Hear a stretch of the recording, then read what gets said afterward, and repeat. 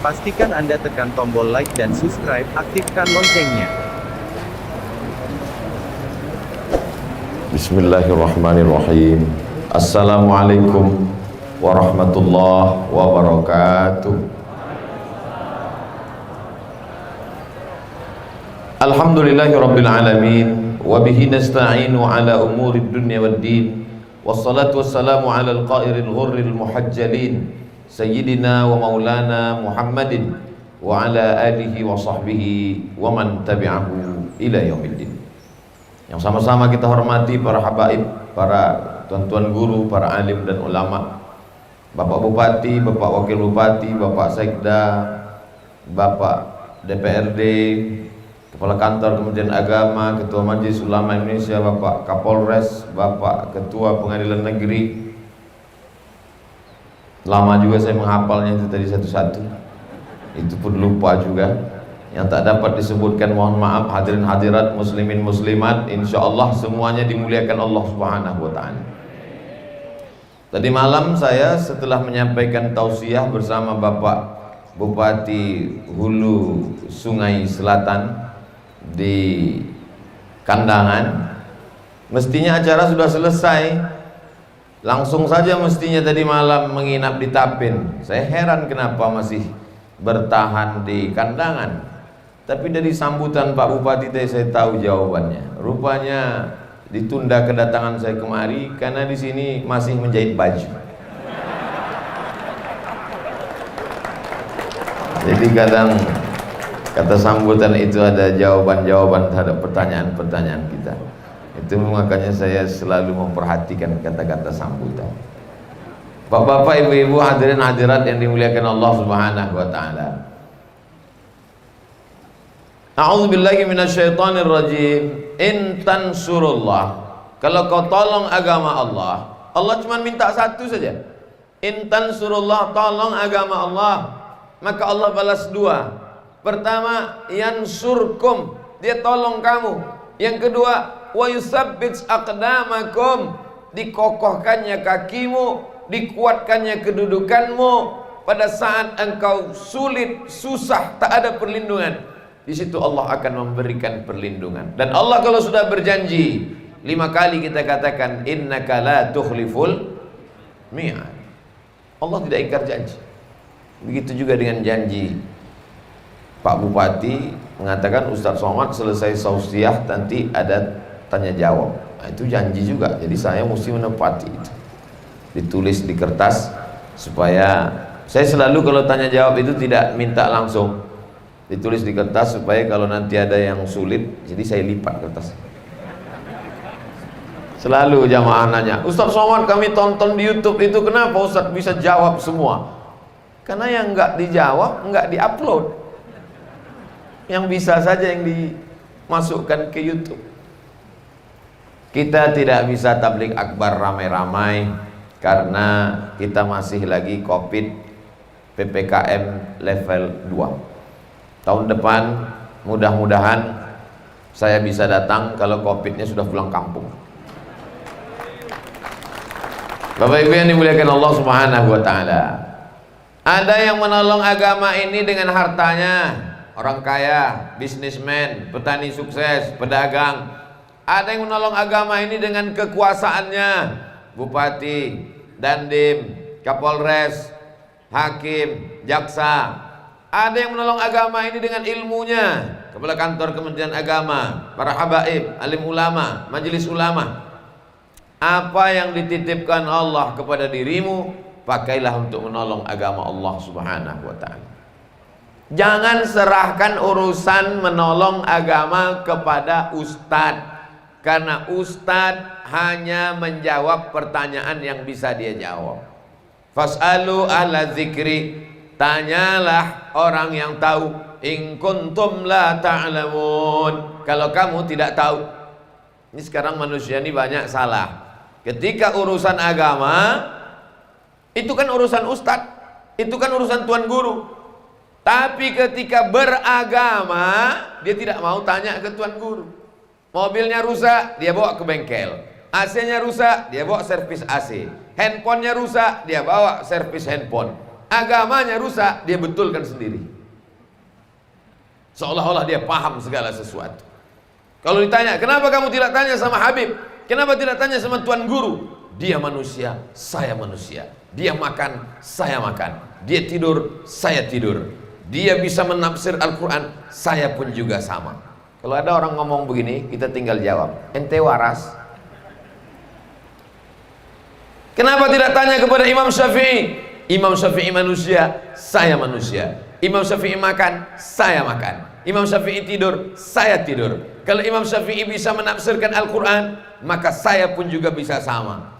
Imam Syafi'i dengan ente memang sama-sama makan, tapi Imam Syafi'i kalau pulang sholat dari masjid ke rumah, telinganya dia tutup. Ketika ditanya sama orang di rumah, kenapa kau tutup Imam Syafi'i? Aku takut semua yang aku dengar di jalan masuk ke telingaku dan aku hafal, mengingatnya memusingkan kepala. Kita disuruh ngulang ceramah Ustaz Abdul Somad, jangankan yang mendengar, yang ceramah pun lupa apa yang disampaikan. Betapa kita lemah. Maka kita bertanya kepada alim ulama dalam masalah agama. Adapun dalam masalah urusan menolong agama, jangan kita serahkan kepada ulama, tapi kita tolong agama Allah ini sesuai dengan kemampuan kita masing-masing. Selalu saya tanya adik-adik mahasiswa jamaah, kira-kira mana yang paling efektif berdakwah? Ceramah atau jadi polisi dan tentara? Semua mengatakan ceramah paling efektif. Pakai mikrofon, pakai sound system, tablik akbar, ceramah, khutbah, tausiah. Oh, kalau gitu nolong agama dengan ceramah. Ya, Ustadz mengajak orang sholat ke masjid. Waqimus shalah, dirikanlah sholat. Marilah ke masjid. Apa yang terjadi? Di beberapa masjid, dia muazzin, dia Bilal, dia imam, dia makmum. Tapi ada orang yang tidak ceramah, tidak khutbah, tidak tablik akbar, tidak perlu berteriak tegang urat leher, tapi dia langsung yang jadi imam di masjid. Takbirnya kuat, Allahu Akbar. Gitu kalau Kapolres jadi imam. Begitu kalau Dandim jadi imam. Insya Allah Kapolsek, Babinsa, semuanya akan rajin sholat berjamaah. Kenapa? Bukan kata Abdul Somad, kata seorang sosiolog muslim dari Tunisia, namanya Abdurrahman Ibnu Khaldun, yang dikenal dengan kitab Muqaddimah Ibnu Khaldun. Apa kata beliau? Ar-ra'iyah ala dini mulukihim. Rakyat itu mengikut agama raja-rajanya. Kalau sudah rajanya sholat berjamaah, kalau sudah rajanya suka ngaji, kalau sudah rajanya suka sholawatan, maka satu negeri itu insya Allah akan berkata la ilaha illallah. Makanya kata Imam Ahmad bin Hanbal, seandainya doamu makbul dan doa itu cuma satu, maka mintalah Allahumma rzuqna imaman adila, berikan kami pemimpin yang adil dan amanah. Mudah-mudahan kabupaten, kepala dinas, kepala kantor, kepala badan, Kapolres, Dandim, semuanya amanah sehingga negeri ini baldatun thayyibatun wa rabbun ghafur. Pak Ustadz, gimana kalau saya minta doa supaya diberikan suami yang soleh? Kalau ibu minta suami yang soleh, yang dapat rahmatnya cuma ibu sendiri. Ibu sampai sekarang belum mau berbagi dengan yang lain. Saya sekedar mancing aja. Mana tahu ada yang bilang mau. Tapi kalau satu daerah, kalau kepala desanya, satu desa akan mendapatkan rahmatnya. Kalau ada kecamatan, satu kecamatan dapat mendapatkan rahmatnya. Kalau satu kepala dinas, satu kantor dinas akan mendapatkan rahmatnya. Begitu pentingnya kekuasaan. Jadi ada sebagian orang mengatakan, kekuasaan ini tidak penting Pak Ustadz, politikus itu isinya tikus. Sampai ada orang mengatakan, a'udzubillahi minas siyasah. Orang selalu bilang, a'udzubillahi minas syaitanir rajim. Ya enggak? A'udzubillahi minas siyasah. Aku berlindung kepada Allah dari siasat politik. Siapa yang bisa merebut Konstantinopel, merubahnya menjadi Istanbul, kalau bukan kekuasaan Muhammad Al-Fatih? Siapa yang bisa merebut Palestina yang dijajah oleh Israel kalau bukan Salahuddin Al-Ayyubi? Siapa yang bisa merubah masjid yang dulu dipegang oleh Syiah berubah menjadi Ahlu Sunnah wal Jamaah kalau bukan Sultan Salahuddin? Orang Barat susah menyebutnya Salahuddin, mereka menulis dalam buku literatur mereka Sultan Saladin, Salahuddin. Jadi kekuasaan amat sangat penting. Saya tanya tadi, ini Bapak periode keberapa Pak? Periode kedua terakhir Ustaz Somad. Pantasan Pak Bupati ingin saya datang sekali lagi, penutupan terakhir beliau. Tapi insya Allah ke depan, kalau pemimpinnya suka pada tausiah ceramah, dia undang habaib, dia undang ulama, dia buat maulid, dia buat majelis. Tapi mohon maaf, tapi ini bukan doa, tapi supaya kita berhati-hati. Kalau sampailah kepala daerah kita hobi lagu dangdut, habis kita. Dibuat pentas setinggi-tingginya, penyanyi dengan rok sependek-pendeknya. Yang susah ibu, bapak tuh ingin artisnya seperti ibu, ibunya mesti seperti artis. Kan susah itu. Semua ibu-ibu nanti akan operasi plastik. Wajah ibu semuanya kresek. Ini pentingnya yang pertama yang ingin saya sampaikan, bahwa menolong agama dengan kekuasaan. Saya menjadi tim sosialisasi Badan Amil Zakat Nasional, menjadi duta zakat di provinsi. Badan Amil Zakat bagian sosialisasi dulu. Sekarang karena sudah sering pergi-pergi, takut tidak aktif, mengundurkan diri, berhenti. Bayarlah zakat, wa atuz zakat. Perolehan zakat tidak meningkat. Tapi ada orang yang tidak khutbah, tidak ceramah, tidak menggelegar, senyum, diam, hanya dengan tanda tangan. Perbuk, peraturan bupati, zakat potong atas. Yang tidak mau siap-siap langsung meningkat.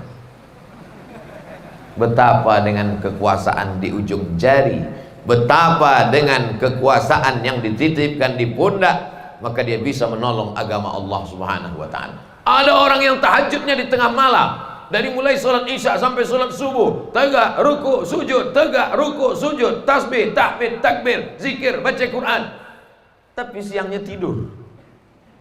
Ada orang yang malamnya mungkin hanya 2 rakaat, witirnya pun 1 rakaat. Namanya sholat malam minimalis. Tidak terlalu banyak rukuknya, sujudnya juga tidak terlalu banyak. Tapi siang dia mengurus umat. 1 kabupaten mendapatkan rahmatnya, maka sesungguhnya berbagi-bagi.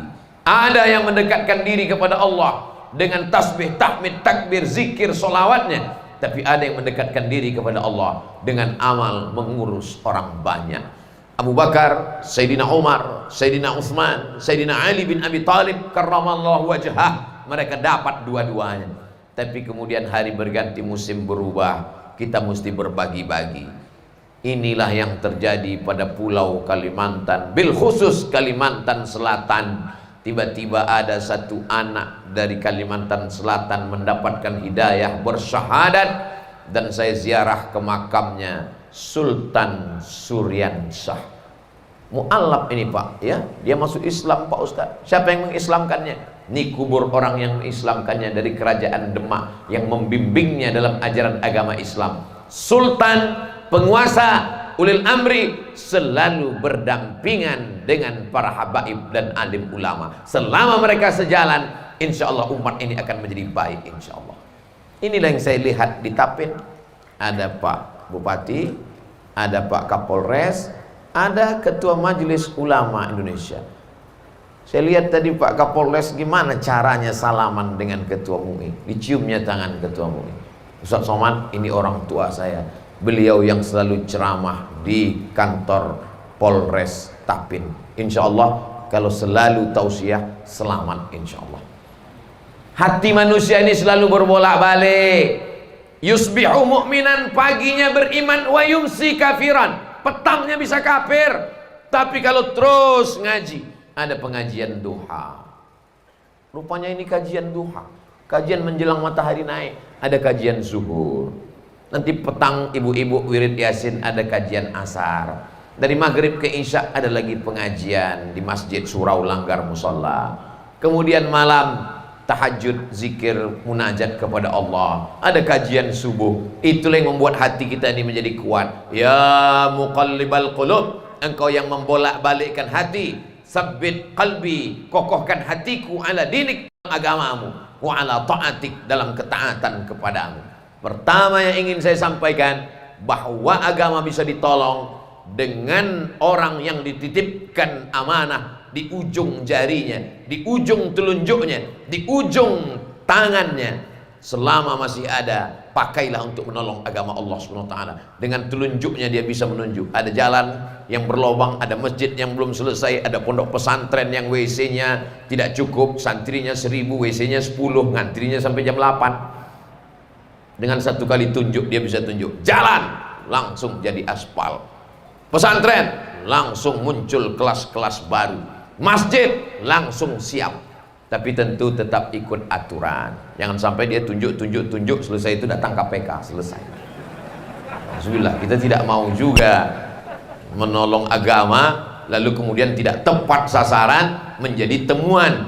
Berarti kita sudah zalim kepada pemimpin. Allahumma waffiq ulata umurina, pemimpin-pemimpin kami, bupati, wakil bupati, DPRD, orang yang kau titipkan jabatan, condongkan hati mereka untuk menolong agamamu dengan kekuasaan yang kau berikan pada mereka, ya Allah. Selesai tanggung jawab saya. Nanti kalau saya di akhirat ditanya Allah SWT, hai Abdul Somad, sudahkah kau ceramah di depan bupati, kepala daerah? Sudah ya Allah. Sudahkah mereka amalkan? Aku tak tahu, setelah itu aku pulang.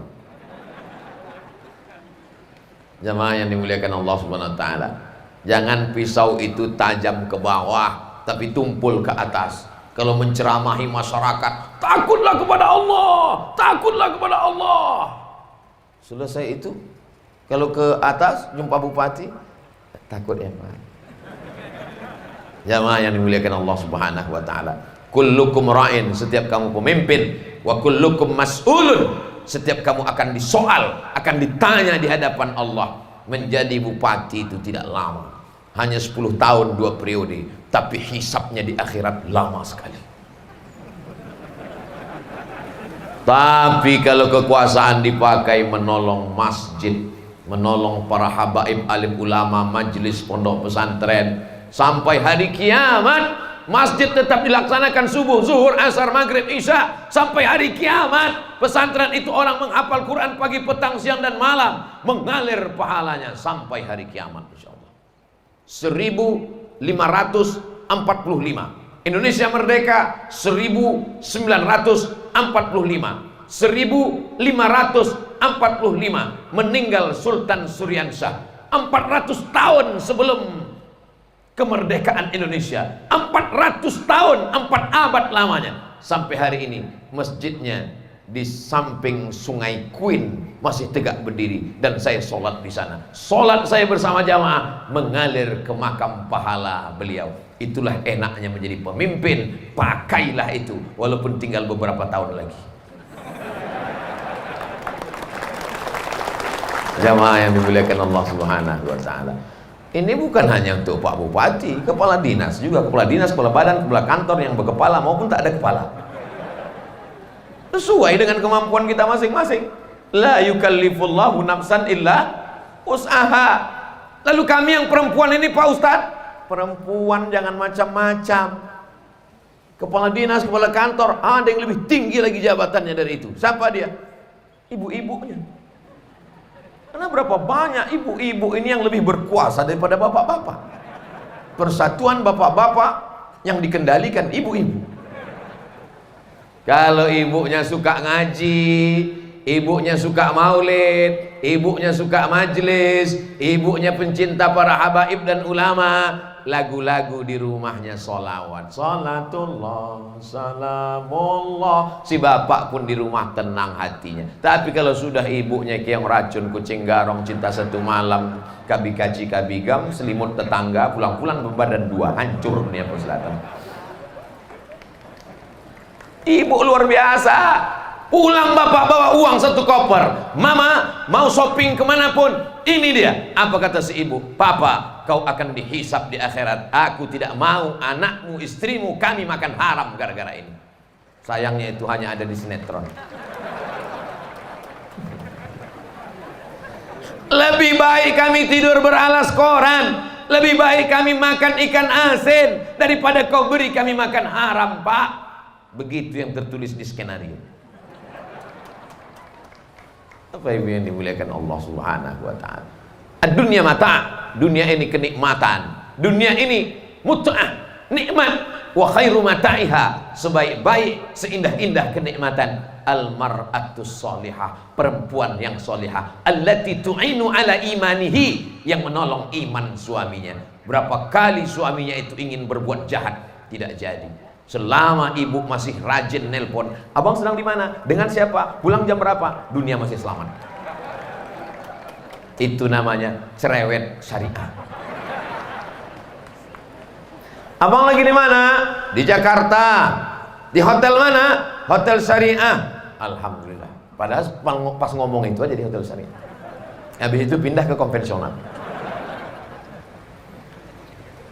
Tapi kalau sudah ibu berhenti merasa bukan urusanku, yang penting aku solihah, masalah nerakamu urusanmu, urus saja nerakamu, aku urus surgaku. Sesungguhnya dunia sudah kiamat, Bu. Dunianya tetap, tapi isinya sudah hancur lebur.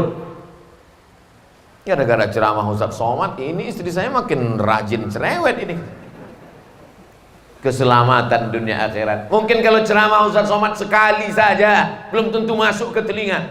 Tapi ada orang yang amar ma'ruf nahi mungkar. Dia bukan profesor doktor. Tadi Pak Bupati mengatakan penceramah kita Profesor Dr. Abdul Somad, di ujungnya ada titel yang tak saya sebutkan.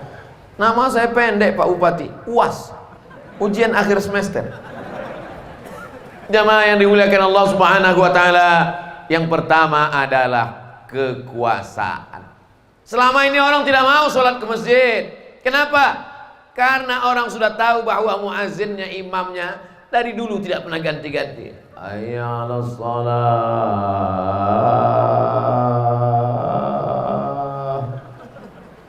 Orang sudah tahu. Sampai akhirnya suatu hari terdengar suara yang azan. Allahu Akbar, Allahu Akbar.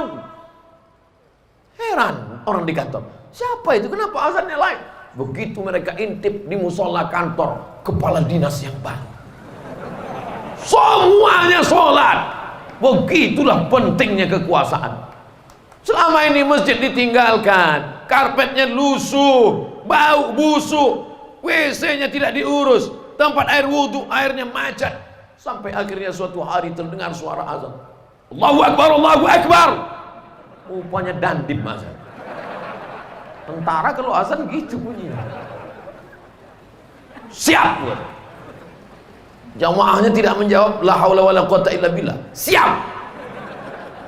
Pentingnya kekuasaan. Jadi kalau ada anak bapak mau menolong agama, jangan paksa keinginan kita. Ustaz Somad, gimana caranya ngirim anak saya ke Mesir? Kenapa mesti ke Mesir? Saya mau menolong agama Allah. Anakmu belum tentu mau. Yang mau ke Mesir kamu apa anakmu? Saya Pak Ustaz, bapak aja yang ke Mesir. Anak kita terserah mau jadi apa. Mau jadi polisi, silakan. Mau jadi tentara, silakan. Mau jadi pengacara, silakan. Mau jadi jaksa, silakan. Mau jadi hakim, silakan. Tapi jadilah itu profesi yang kedua. Tugas pertamanya adalah menolong agama Allah. Pesankan itu ke telinga mereka. Jangan semuanya dipaksa ke Mesir. Dia tidak mau ke Mesir. Nah, nanti kalau ke Mesir seperti Ustaz Somad, nggak mau, kurus. Aku mau tegap berotot, aku mau gagah perkasa, ada pistol jadi polisi dan tentara.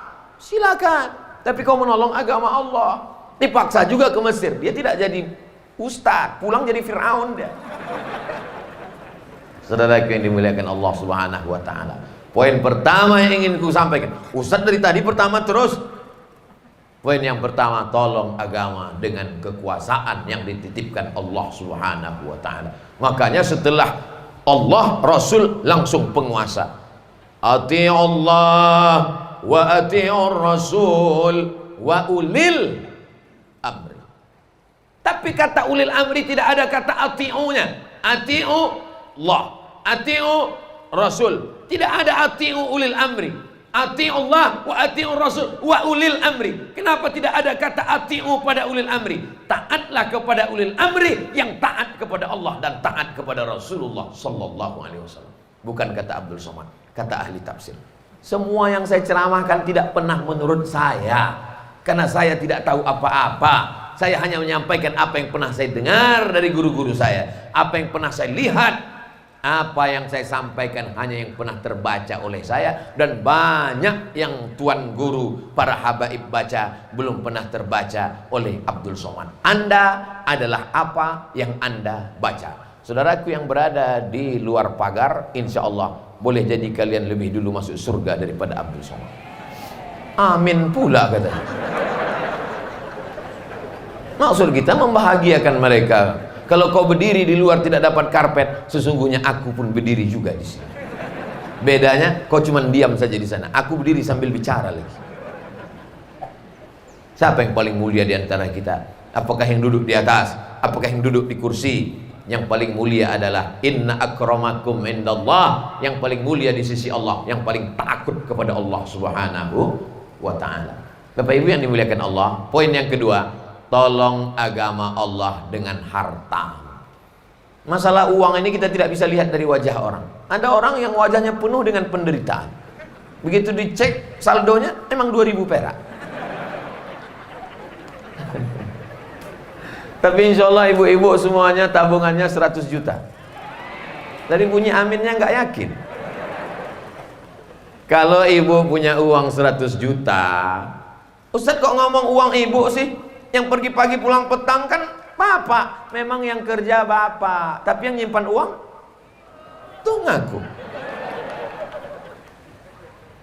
Setiap foto uang ibu 100 juta ditabung, disimpan. Ketua MUI tidak mungkin ngecek. Bapak Ketua Badan Amil Zakat Nasional Kabupaten Tapin tidak mungkin ngecek. Tapi ada yang tahu isi tabungan itu. Dia, siapa dia? La ta'khudhuhu sinatun wala naum. Dia tidak mengantuk, dia tidak tidur. Kalau takut karena diawasi oleh atasan, atasan akan keluar kota. Kalau takut diawasi oleh Inspektorat Jenderal, Inspektorat Jenderal akan mengantuk dan tertidur. Kalau takut diawasi CCTV, kabel CCTV digigit tikus, mati. Tapi diawasi oleh dia. Inna alaikum lahafizin kiraman katibin ya'lamuna ma taf'alun. Kalau dalam tabunganmu 100 juta, maka bayarkanlah ke Badan Amil Zakat Nasional Kabupaten Tapin 2,5%. Jika zakat Anda 2,5%, setiap tabungan 100 juta, berapakah zakatnya? Ujian CPNS. Jadi supaya soal-soal yang dibuat oleh BKD, Badan Kepegawaian Daerah, untuk penerimaan CPNS daerah itu, supaya soalnya itu bergizi, berkualitas, ada nilai religi agamanya. Jangan seperti saya ikut tes CPNS dulu, Tono, Tini, dan Tony menjaga warnet. Tini tidak mau bekerja sama dengan Tony karena pernah pacaran. Kalau Tony menjaga di waktu malam, Tini di waktu sore, kapan saja Tono, Tini, dan Tony bisa bekerja sama? S1 Mesir, S2 Maroko, belajar bahasa Arab, nulis tesis 300 halaman, disidangkan di 3 profesor guru besar, pulang-pulang yang ditanya Tono, Tini, dan Tony. Hampir saya sobek kertas itu.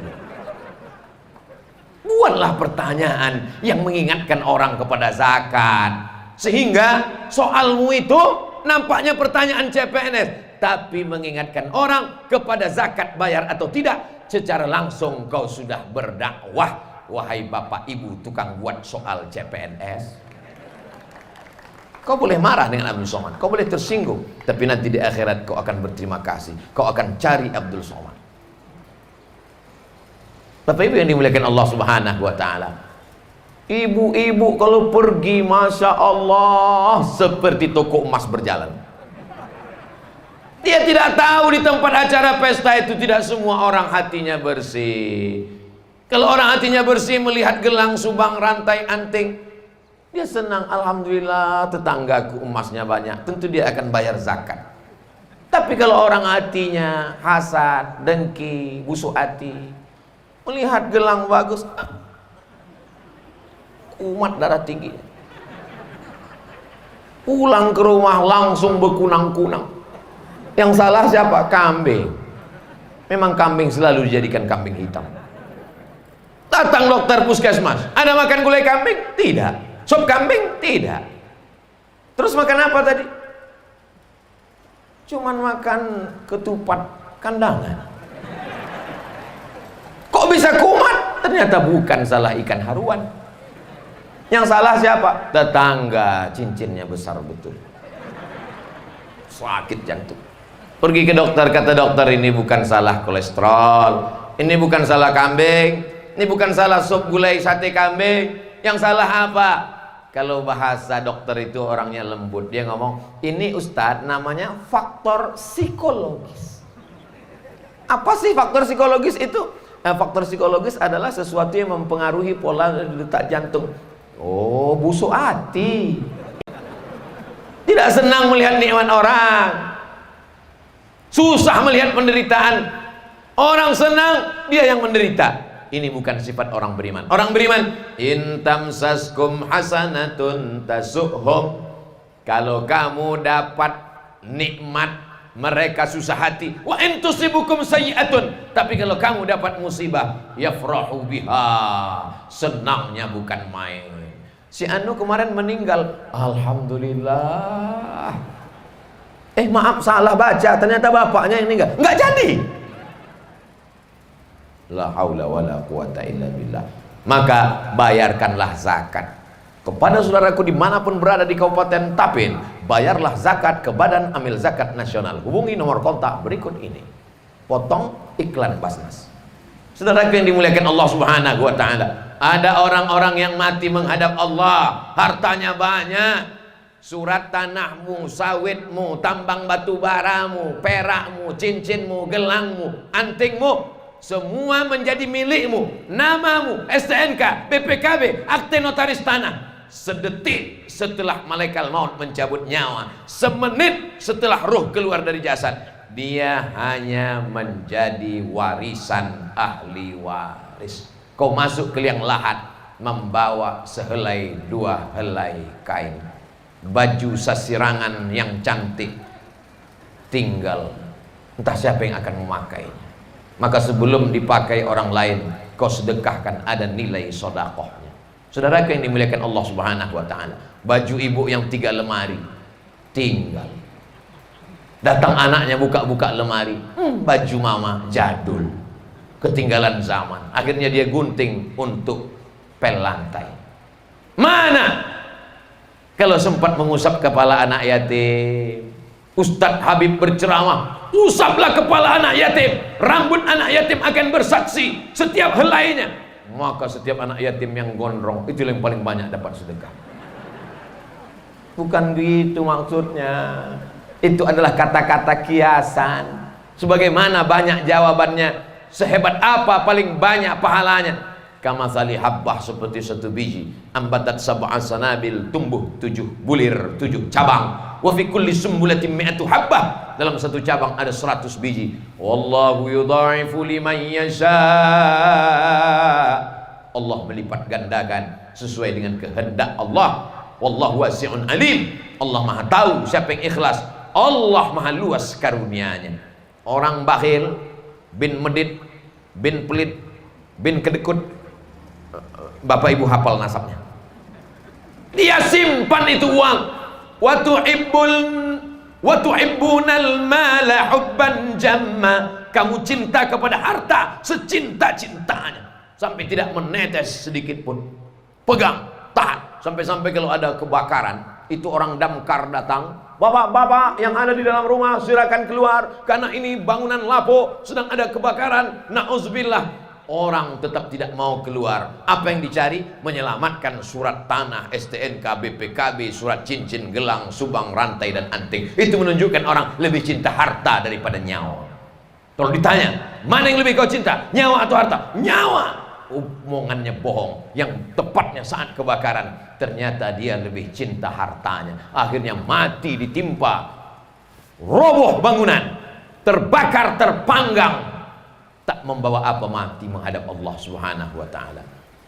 Jadi banyak orang sekarang kalau sudah pengajian, dulu sebelum pengajian rajin bisnis, dagang, toko, ruko, tanam padi, online. Setelah pengajian, Bapak enggak bisnis. Saya sudah meninggalkan dunia, Pak Ustaz. Tapi Bapak masih hidup. Ya nunggu malaikat maut, Pak Ustaz. Agama ini ditolong dengan hartamu, saudaraku. At-tajir, pedagang. As-saduq, jujur. Al-amin, amanah. Ma'an nabiyyin, kalau dia mati dia akan bersama dengan para nabi. Was-siddiqin, bersama dengan orang-orang yang benar. Was-syuhada, bersama dengan orang mati syahid. Was-sholihin, bersama dengan orang-orang soleh. Mudah-mudahan anak cucu kita di Kabupaten Tapin kaya raya semua. Selalu saya berikan motivasi. Anak-anak kita semangatkan bisnis mereka, anak-anak kita. Tapi jangan sampai lupa kepada agama Allah. Silakan mobilmu sejauh mata memandang. Jangan ceramahkan. Jangan beli mobil, mobil tidak dibawa mati. Jangan bangun rumah, rumah tidak dibawa mati. Silakan mobilmu banyak. Oh, itulah mobilnya langsung datang. Silakan mobilmu banyak. Mobilmu berapa? Ada 5, Pak Ustaz. Kenapa yang di rumah cuma 1? Yang 4 sudah kuwakafkan untuk majelis ta'lim, untuk ambulan, untuk membantu fakir miskin dan du'afa. Inilah mobil yang akan masuk ke dalam surga sama kopling dan gasnya sama remnya sekalian. Jangan katakan dunia ini mesti kita tinggalkan.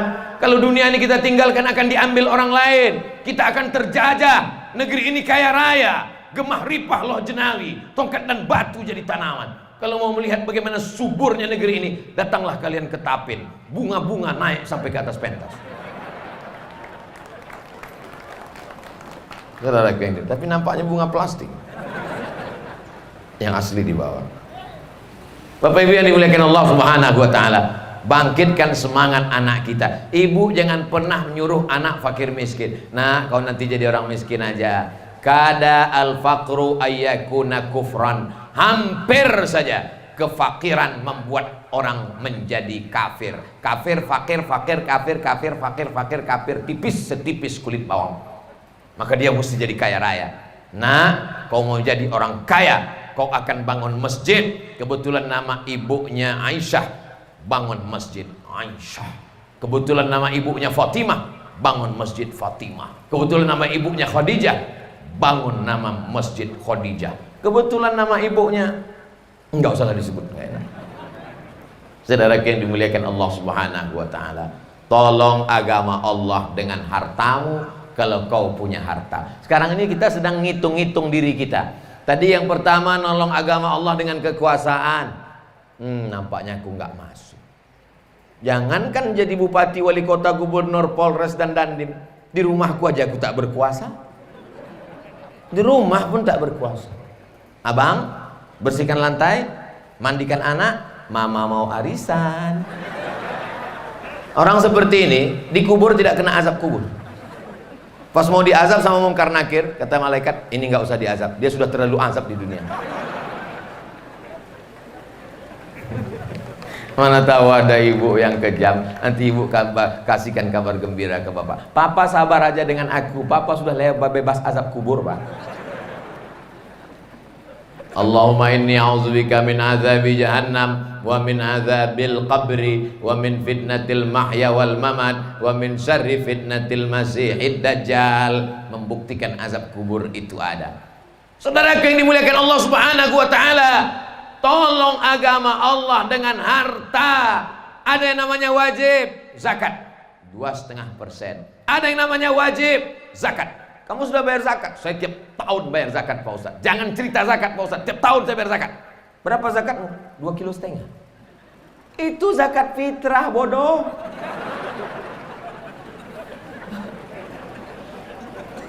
Zakat ternakmu mana? Kambing setiap 40 ekor, keluarkan 1 kambing. Seumur-umur tidak pernah bayar zakat kambing. Menurut hasil USG terakhir, ini kambingnya 39, 1 hamil. Jam 7 besok akan lahir kambing. Habis sholat subuh dia sembelih satu. Datang petugas amil zakat Kabupaten Tapin. Menurut perhitungan, kambing Anda jam 7 pagi ini sudah 40 ekor. Keluarkan satu. Hitung aja sendiri. Kambingku masih 39. Kecerdasan, kepandaian, kemahiran kalau tidak diselingi keimanan dan takwa kepada Allah akan melahirkan kecerdikan yang sangat menghancurkan kehidupan. Seumur hidup tidak pernah bayar zakat. Nisab tabungan 85 gram emas. 1 gram emas, kabarnya 1 gram emas itu 1.100.000 atau, tapi karena kita udah lama kenal baik, 1 juta aja lah. Dari mana ceritanya 85 gram emas, Pak Ustaz? Siapa yang punya uang 20 keping dinar, maka dia sudah wajib zakat 2,5%. 1 keping uang dinar emas zaman Nabi 4,25 gram. Kalau 20 keping berarti dia sudah kena zakat 2,5%. Kalau 1 keping uang dinar itu beratnya 4,25 gram, 20 keping kena zakat 2,5%, berapakah nisab zakat emas dan tabungan? Soal kedua CPNS. 1 keping 4,25 gram kali 20 keping sama dengan 85 gram. Ingat angka 85. 85, 85, 85, 85, 85. Jangan nanti pulang ke rumah berubah menjadi 58. Zakatnya rubu'ul usur, rubu' 1/4, usur 1/10, 1/4, 1/10, 2,5%. Maka keluarkanlah zakatnya. 1 gram 1 juta, 85 gram 85 juta. Begitu angkanya mau sampai 85, dia cerdas, dia pandai, tapi tak ada takutnya kepada Allah. Dia cek saldo 80 juta, aman. 84 juta, aman. 84.999.000 tidak aman, kacau. Nanti akan ada zakat 2,5%. Langsung dia ke bank, langsung dia transfer, langsung dia kurangi. Beli tanah, beli kebun, beli mobil, beli rumah, beli itu, beli ini. Datang orang ambil zakat.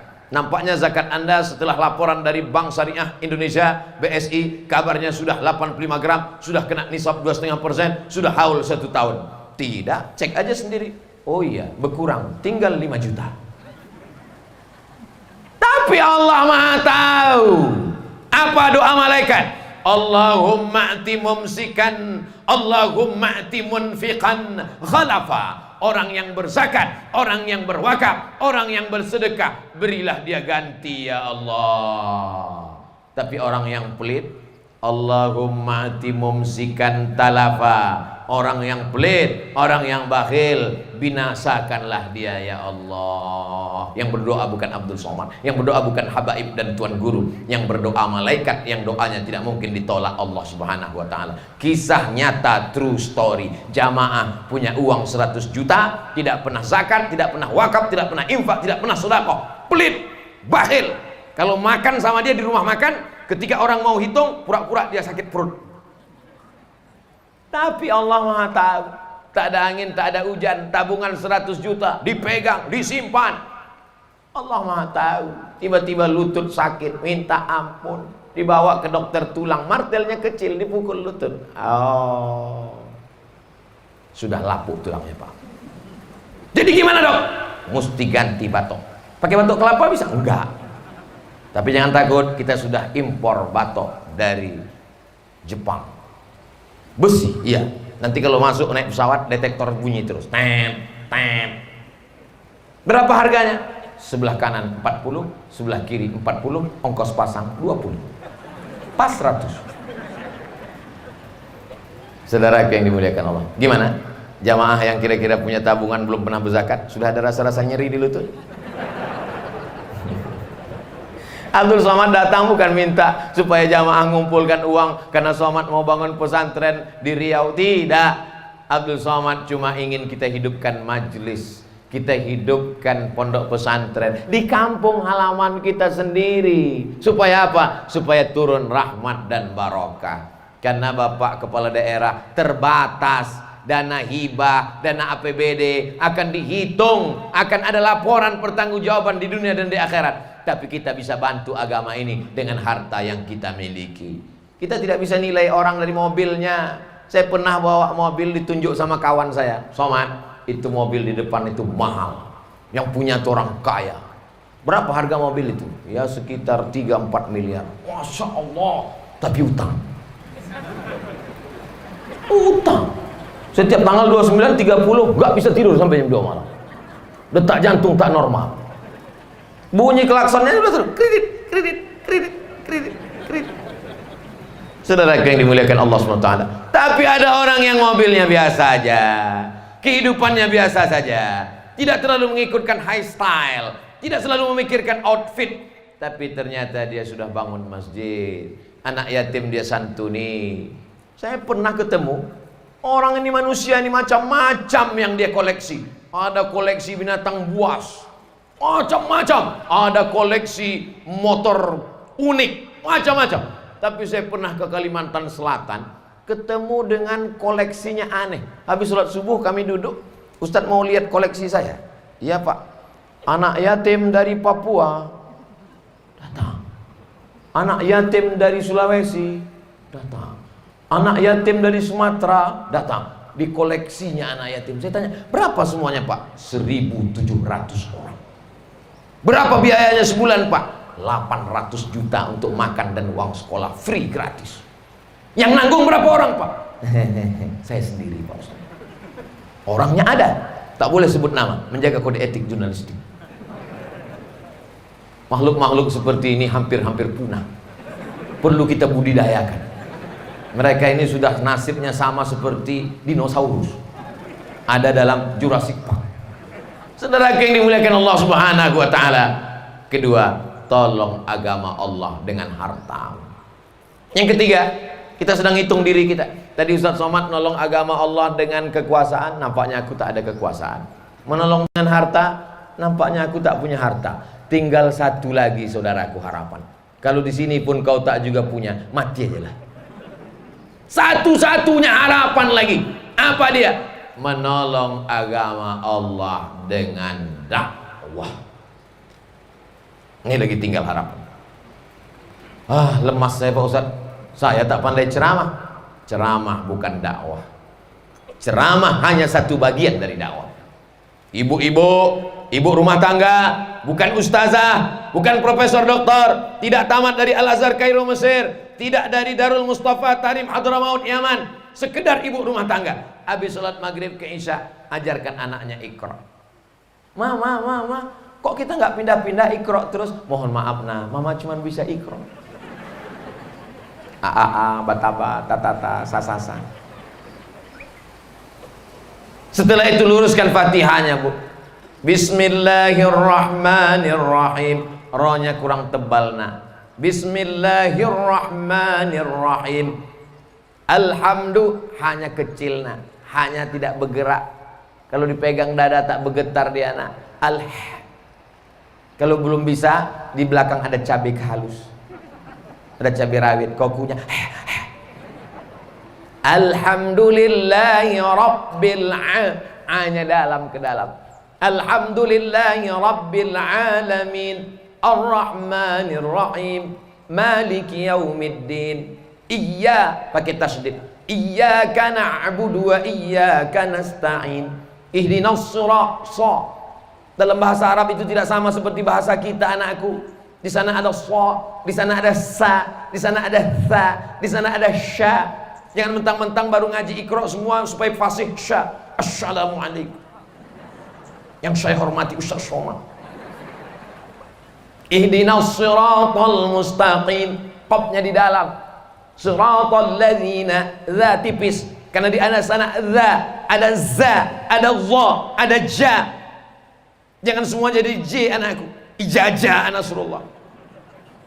Siratal ladzina an'amta alaihim ghairil maghdubi alaihim waladdallin. Salat dia subuh, zuhur, asar, maghrib, isya, tahajud, witir, duha, qabliyah, ba'diyah, awabin, isyraq, taubat.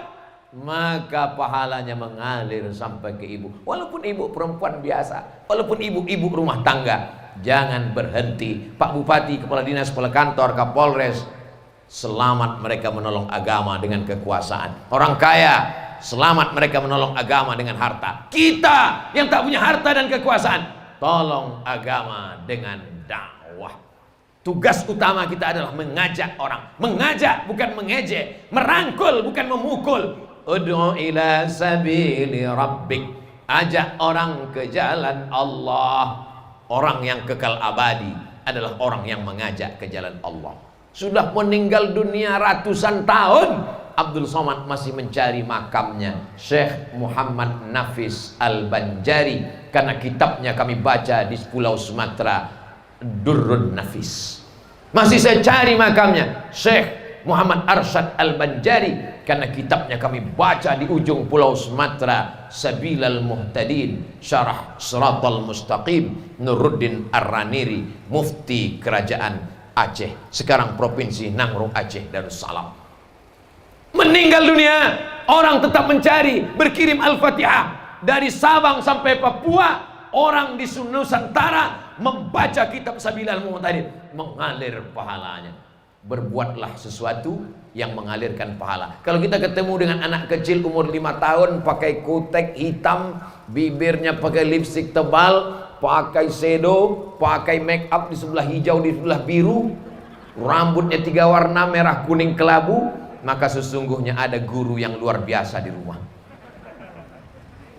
Tapi kalau kita ketemu anak kecil yang jilbabnya panjang, lagunya solawat, salatullah, salamullah, kabupaten kita tidak kurang dari orang-orang soleh.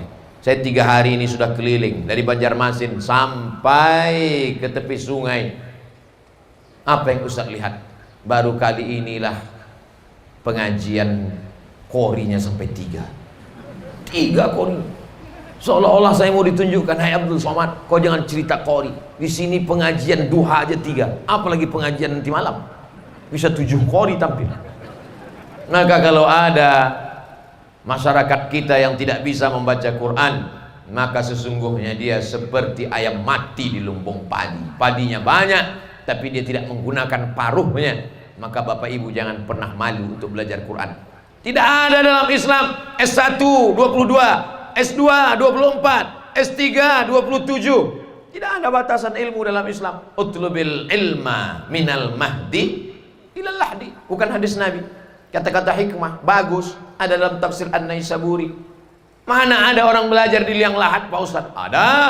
Orang meninggal dunia setelah dimasukkan ke liang lahat tetap dibacakan talqin. Ya fulan bin fulan, idza ja'aka al-munkar wa nakir. Kalau datang malaikat munkar nakir bertanya, "Man rabbuka?" Katakan Allah. "Man nabiyyuka?" Katakan Nabiuna Muhammad SAW. "Ma imamuka?" Katakan Al-Qur'an. "Man ikhwanuka?" Katakan Al-Mu'minun. Kita di Kalimantan Selatan masih baca talqin. Alhamdulillah. Kalau ada orang membid'ahkan talqin, hadis tentang talqin mayat setelah dikebumikan diriwayatkan oleh sahabat Nabi Abu Umamah Al-Bahili. Hadisnya sahih atau dhaif? Kata Imam Al-Hafiz Ibnu Hajar Al-Asqalani dalam kitab Talkhis Al-Habir, hadis tentang talqin hadisnya isnaduhu salih. Hadisnya salih. Hadisnya salih. Sahih, hasan. Antara sahih dan hasan, salih. Layak untuk diamalkan. Tapi kata Ustaz, kami tidak boleh ditalkinkan Pak Ustaz. Ada seorang ahli hadis, hafal hadis 300.000 hadis, mengatakan talqin itu sunnah. Tiba-tiba ada Ustaz yang baca hadis cuma 2, itu pun laptopnya hidup. Begitu laptopnya mati, hadisnya langsung jadi bahasa Indonesia. Kau lebih percaya mana? Saya tidak paksa jamaah untuk ikut saya, tapi saya lebih percaya kepada Al-Imam Al-Hafiz Ibnu Hajar Al-Asqalani, Khatimatul Huffaz, penutup para hafiz. Apa kata Syekh Mufti Ulama Azhar, Syekh Atiyah Saqar, membacakan talqin untuk orang meninggal dunia tidak memudaratkan pada yang meninggal, tak memudaratkan pada yang hidup. Yang meninggal mendapat rahmat, yang hidup mendapatkan pelajaran. Hai fulan bin fulan, kalau datang malaikat mungkar nakir bertanya kepadamu, katakan Tuhanku Allah. Yang hidup jadi tahu, oh nama Tuhan kita Allah. Saya sangka selama ini Tuhan kita hantu. Tuhan. Baru dia tahu nama Allah. Sekalian sebagai dakwah. Mungkin selama ini dia tidak mengenal Islam. Kita kenalkan namanya siapa? Allah. Adakah Tuhan selain dia? La ilaha illa huwa. Apakah dia hidup? Dia tidak hidup. Dia maha hidup. Al-Hayyu. Apakah dia mengatur kehidupan kita? Al-Qayyum.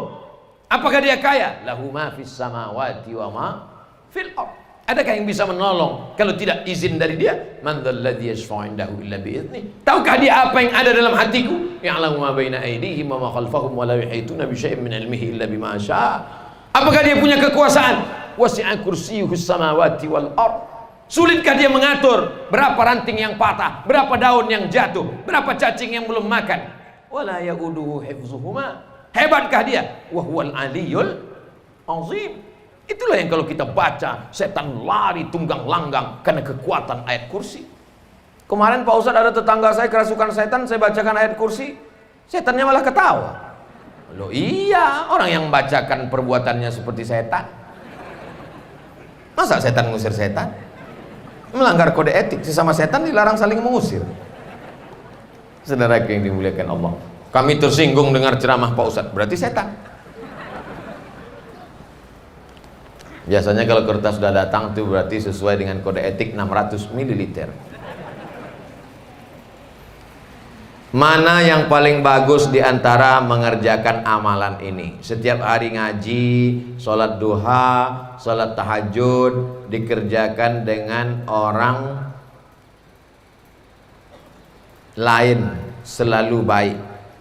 Dua, melayani masyarakat dengan baik, selalu menerima siapa saja yang baik, bersilaturahim.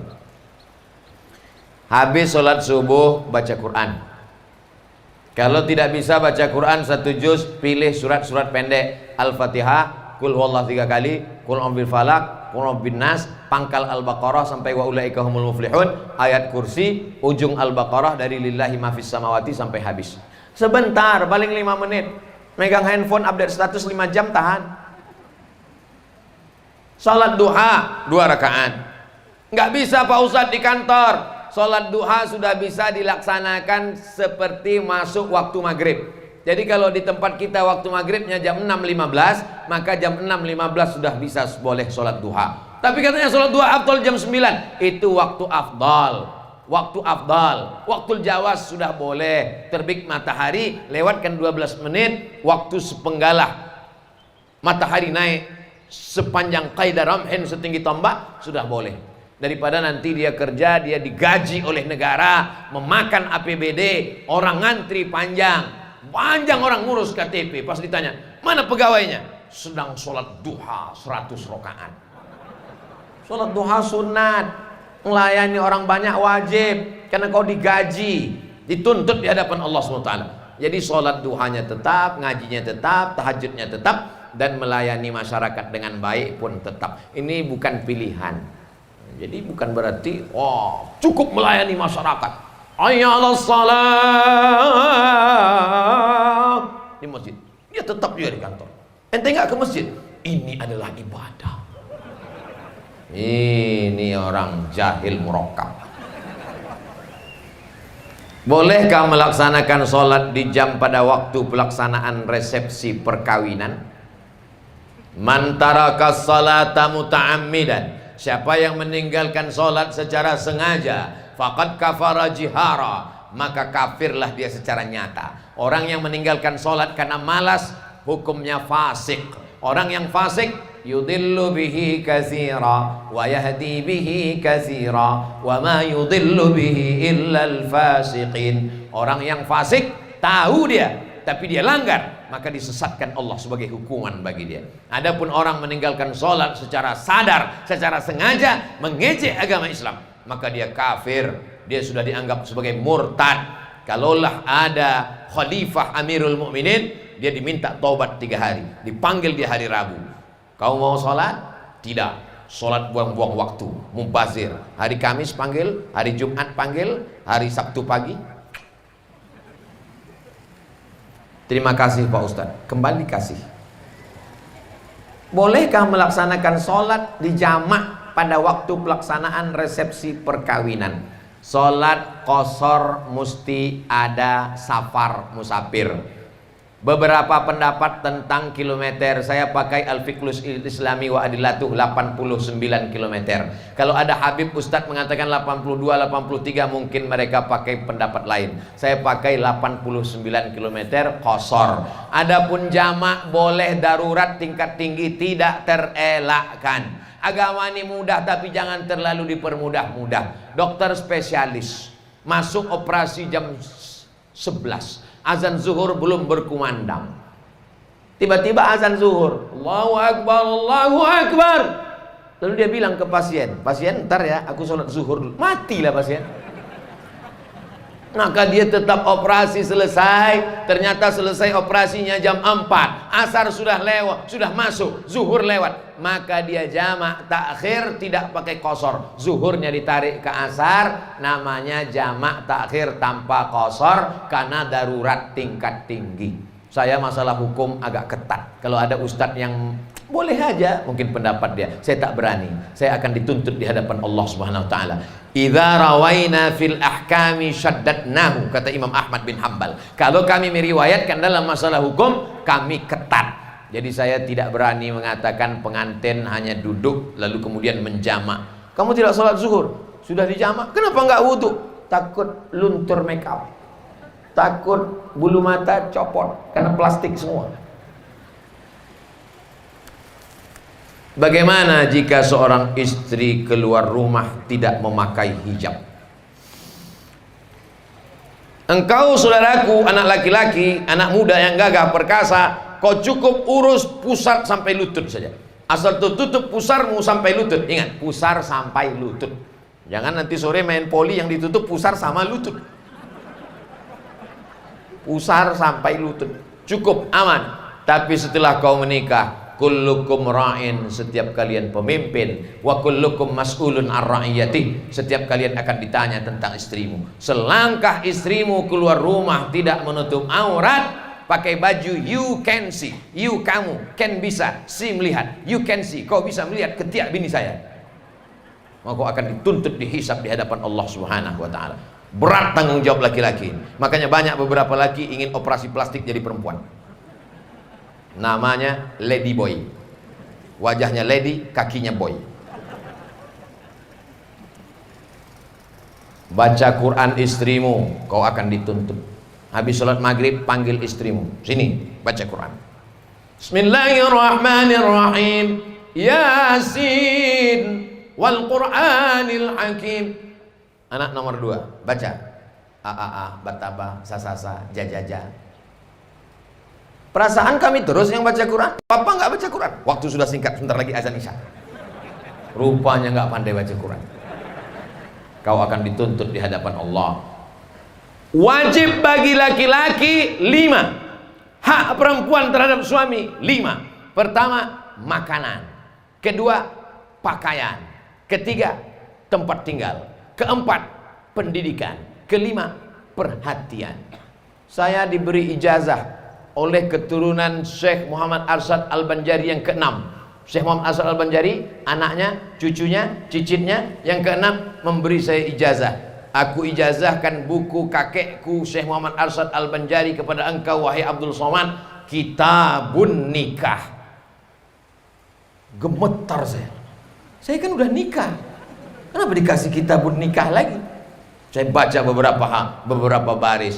Laki-laki yang balik berakal mampu belanja maka wajib dia menikah. Tapi kalau dia tidak mampu mengamalkan hadis Nabi, faman lam yastati', kalau tak sanggup fa'alaihi bisawm, banyak-banyak dia puasa sunat. Kalau dengan puasa sunat lemah libido seksualnya, dia lapar, dia lemah, dia haus, maka tak nampaknya cewek cantik. Jadi kalau ada kawannya bilang, bro itu ada cewek, aku udah gak lihat, udah mau mati aja udah. Laki-laki punya istri 4. Ketika cerai 1 orang dan mau nikah lagi yang ke-5, apakah menunggu masa iddah? Ini nanya apa mancing? Tidak ada iddah laki-laki. Yang ada iddah perempuan. Iddah perempuan itu wal mutallaqatu yatarabbasna bi anfusihinna salasata quru. Perempuan yang berpisah dengan suaminya, dia baru boleh menikah dengan laki-laki lain setelah 3 kali suci, 3 kali quru, 3 bulan. Supaya apa? Maaf, untuk mengetahui apakah di dalam perutnya ada janin atau tidak. Kalau ternyata janinnya kosong, tidak ada anak, barulah dia boleh menikah dengan laki-laki lain supaya tidak campur aduk nasab. Sekarang kan udah ada tes pack, Pak Ustaz. Kan sudah ada tes pack. Maaf. Dikencengi tes pack langsung ketahuan hamil atau tidak hamil. Tes pack itu ada kemungkinan. Kemungkinan apa? Maybe yes, maybe no. Dalam kaedahnya ad-dalil idza ihtamal saqata bihil istidlal. Kalau dalil itu mengandung kemungkinan, dia tidak bisa jadi dalil. Itu maka tes pack tak bisa dipakai. Maka tunggu 3 bulan. Kalau istrinya meninggal, kalau suaminya meninggal, walladzina yatawaffawna minkum wa yadharuna azwajan. Kalau suami meninggalkan istri, yadharuna azwajan yatarabbasna bi anfusina arba'ata ashhurin wa ashra. Tunggu 4 bulan 10 hari baru dia boleh menikah. Perempuan. Adapun laki-laki, maka dia tidak ada iddah. Tapi kita tinggal di negara Kesatuan Republik Indonesia. Bapak Kepala Kantor Kementerian Agama, ada Majelis Ulama Indonesia, dan ada Mahkamah Agung. Di tempat kita ada Bapak PN dan ada Pengadilan Agama. Pengadilan Agama mesti mengeluarkan surat izin. Seorang istri izin dia disahkan di Pengadilan Agama. Saya bernama Fulanah binti Fulan, izin suami saya menikah lagi, ini materi 10.000. Disahkan oleh hakim. Hakim bertanya, wahai ibu, ya benarkah ini tanda tangan ibu? Betul Pak Hakim, akulah yang mencoblos saking sakitnya hatiku. Waktu ibu tanda tangan ini dengan penuh kesadaran. Betul. Makanya ibu nanti malam sebelum tidur yakinkan tidak ada pena dan materai di dekat itu. Ingat, kejahatan terjadi bukan hanya karena ada niat dari pelaku, tapi karena ada kesempatan. Waspadalah. Jadi kesimpulannya tidak ada iddah bagi laki-laki. Bismillahirrahmanirrahim. Ada beberapa tato di badan, sebagian sudah dibuang, tapi ada bekasnya, dan tato yang lain masih ada. Bagaimana Pak Ustadz? Bagaimana nih Pak Ustadz? La'anallahul washimat. Allah melaknat orang yang buat tato. Wal mutashimat, orang yang minta buatkan tato. Wal mutanammisat, orang yang mencabut, mencukur. Nih, apa namanya nih? Alis dicukur habis, diganti pakai spidol whiteboard. Begitu pestanya panas, kipas angin mati, rendangnya pedas, meleleh. Wal mutafallijat, orang yang mengotak-atik gigi. Kalau giginya memang maaf tidak layak, lalu kemudian dia bentuk menjadi layak, boleh. Ada orang dia senyum, kita ngeri. Tapi kalau sudah baik, hanya untuk mughayyirat lil husni, merubah yang sudah baik hanya untuk tren aja. Ada orang pakai gigi kawat sampai 7 hari 7 warna. Hari Senin pink. Apa ini? Anak yatim fakir miskin tidak bisa bayar uang sekolah, diusir dari sekolah, tak bisa ujian. Kau masih lagi memikirkan gigimu hari Selasa mau warna apa? Ini yang dilaknat Allah. Adapun kalau sudah pernah sempat ditato, sekarang ada laser untuk menghilangkannya. Kalau dia tidak punya uang, andai tatonya tetap ada, apakah wudhunya sampai? Sampai. Karena tato tidak menghalangi wudhu. Yang menghalangi wudhu itu kutek. Kutek yang ada di depan karena dia cat, karena dia plastik di atas. Adapun black henna maka tidak menghalang karena dia sudah masuk ke dalam. Kalau ada orang mengatakan tato itu najis karena darahnya kering, setelah dilobangi lalu kemudian dimasukkan celak hitam, lalu kemudian maka sebagian ulama mengatakan najis. Tapi setelah dia dibersihkan, dihilangkan, dia masuk ke dalam, air wudhu tetap kena. Intinya yang sudah sempat bertato tak usah dipermasalahkan. Tapi jangan sudah tobat menunjukkan. Misalnya dulu kau bertato, tatunya sampai ke sini. Kalau kebetulan dipercaya pengurus masjid jadi imam, sholat pakailah baju koko lengan panjang. Supaya jangan menimbulkan, kan tidak semua makmum itu kenal di belakang. Takutnya kau jadi imam ada makmum yang pertama kali datang dia tengok, yakuza imam.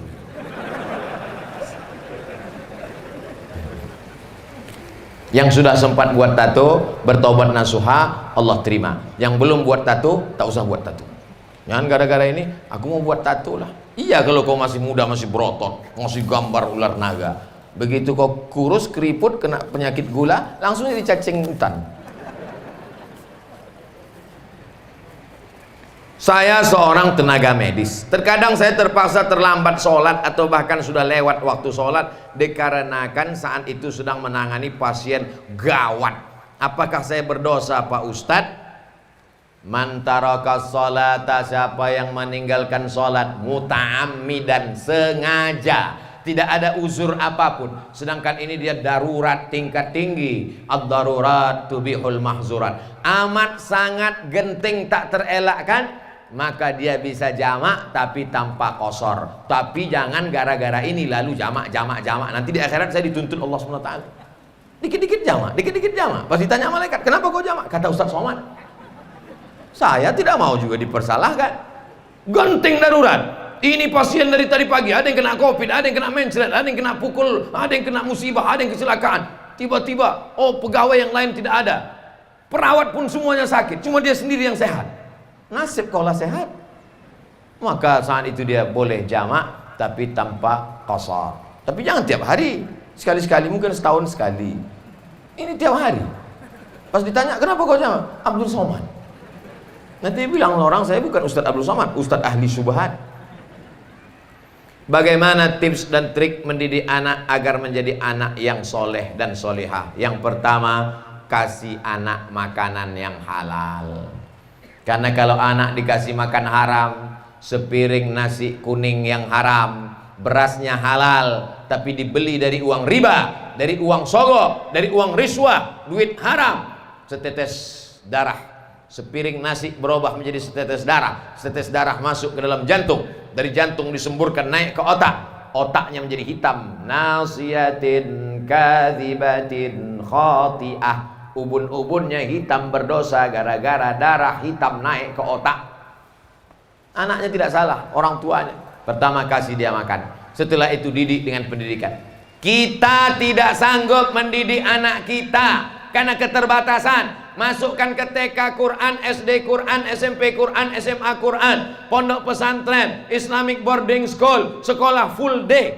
Setelah itu kuliah, biarkan dia terbang sejauh mata memandang, ke Tarim Hadramaut Yaman, ke McGill Kanada, ke Sorbonne Paris Prancis, ke Harvard University, ke McGill, yang penting ke Oxford.